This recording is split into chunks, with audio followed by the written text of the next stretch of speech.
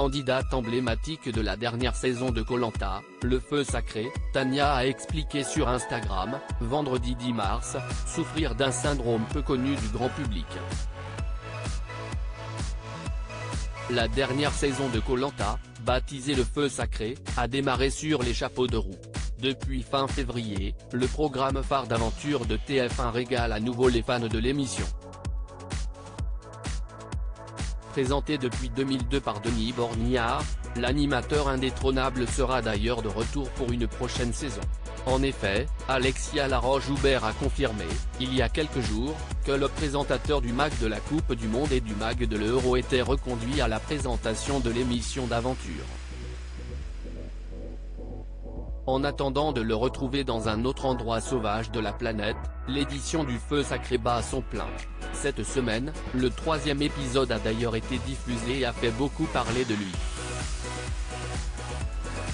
En effet, l'une des candidates, Tania, s'est réveillée dans les bras d'un autre participant, Benjamin. Un moment qui n'a pas manqué de faire jaser, mais la jeune femme, qui est esthéticienne de profession, a tenu à mettre les points sur les i. Les nuits sont très dures sur Koh-Lanta. D'autant plus que j'ai le syndrome de Raynaud, c'est-à-dire une très mauvaise circulation du sang. Voilà pourquoi je dors collé à Benjamin, pour garder au maximum la chaleur humaine. Mes mains et mes pieds sont constamment froids, une information que la jeune femme, qui a d'ailleurs failli ne jamais participer à l'émission, a confirmé lors d'un live sur son compte Instagram vendredi 10 mars, oui j'ai le syndrome de Raynaud, qui consiste à ne plus avoir de circulation du sang dans l'extrémité de ses membres. Donc mes mains et mes pieds sont constamment froids.